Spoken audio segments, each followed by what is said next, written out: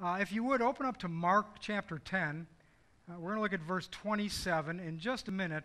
This message is, the title of this message is Hope or No Hope? Which spirit will you allow to win? I feel I'm qualified to give this message. I'm going to need just 3 or 4 Bibles up here.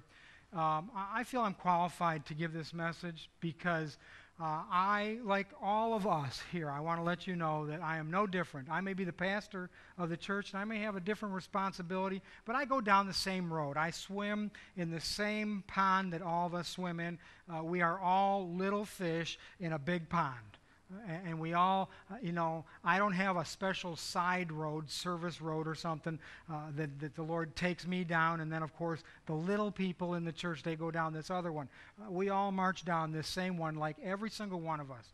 I go through the same things that you do, and I lately have been going through a tremendous change, and things have been coming at me that are very demonic and don't make a lot of sense. And I'm not innocent in all of the things. I'd like to think in most of them I am. But regardless, I've several times gotten to a place where my hope was really starting to wane. And there was one time in particular, brothers and sisters, this was just a couple months ago.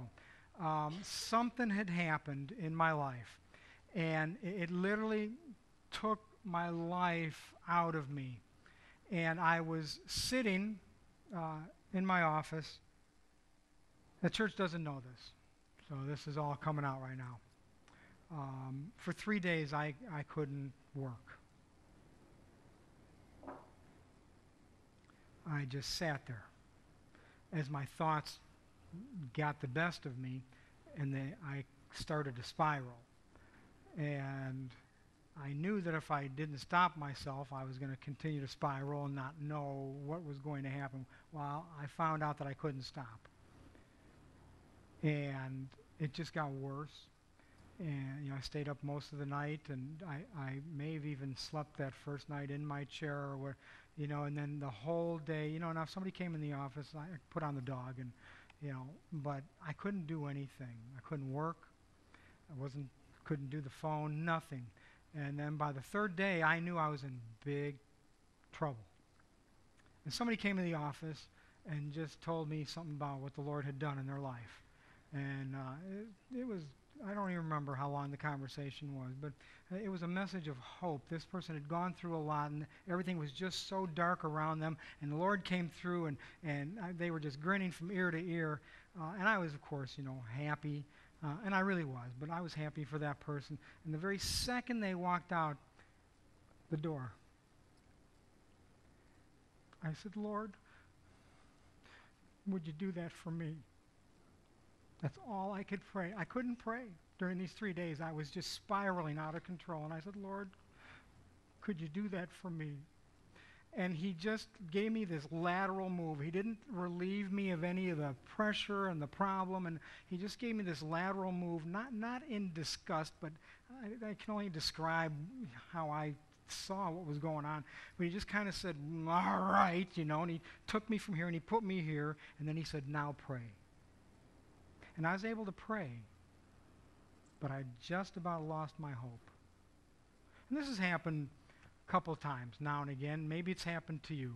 Maybe you've been in a situation in your life, you've lost your job, your marriage is in trouble, something has happened with one of your children, whatever. I mean, there's many of these different scenarios that can come into our life, and the devil gets the best of us.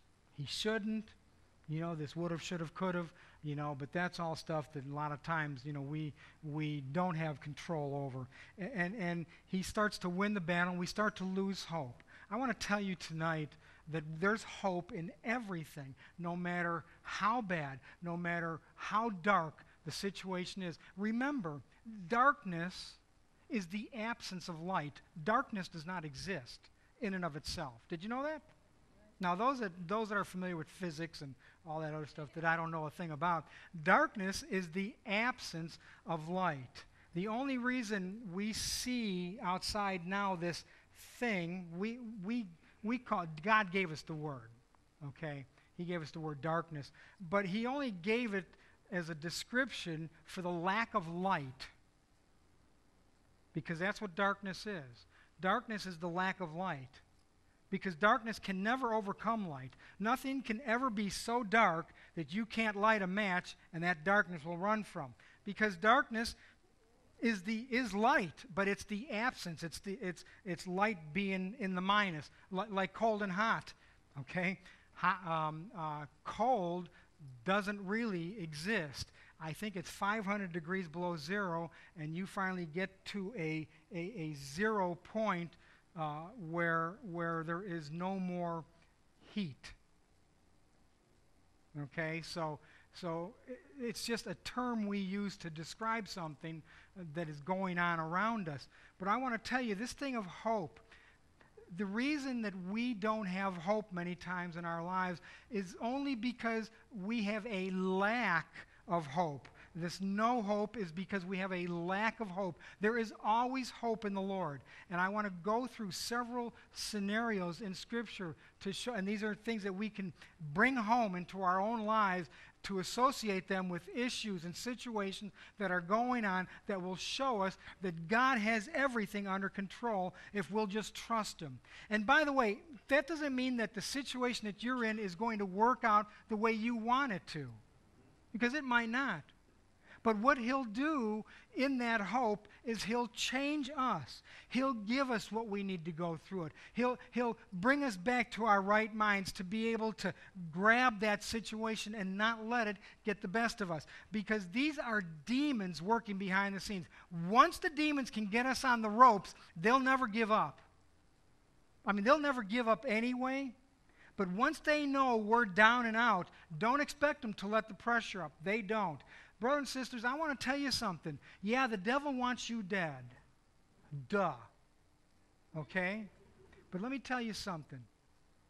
He wants you to hurt on the way to your death. He wants you to suffer. He wants your family to be destroyed. He wants their hearts ripped in pieces. He wants to do as much damage as he can on your way to death because he and those demons hate God.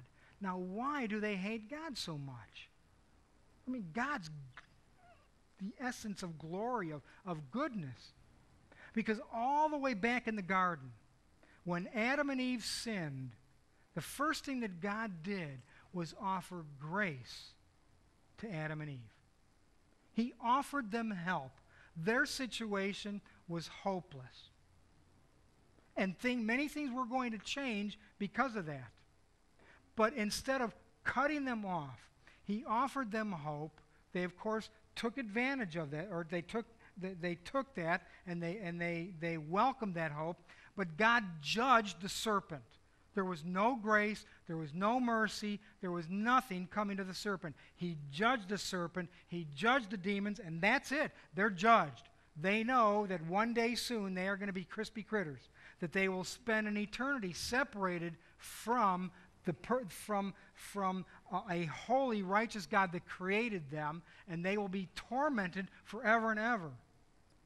And you'll also notice that the lake of fire was created for what?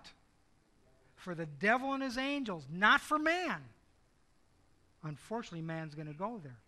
It was never intended for us. And the devil wants to do everything he can to get us to believe there's no hope in a situation. And brothers and sisters, you may be sitting there thinking, well, you know, Pastor God, you're the pastor of the church, and maybe you should have known better. You're right. I probably should have known better. But none of us. Listen, this adversary, if you think you're smart, he's got you 10 ways to Sunday. You know, you read the book of tricks. He wrote it. He knows more about you than you know about yourself. The biggest problem in our life today is that the devil knows us so well. He knows to tweak us this way, to bring this nice fragrance into our lives over here, and then he knows to pat us on the backside here, and then he knows to tickle us right here. And when he does that, it's like a combination in our lives. We'll open up to some kind of rebellion, to some kind of something in our lives that isn't right, and we do it every time.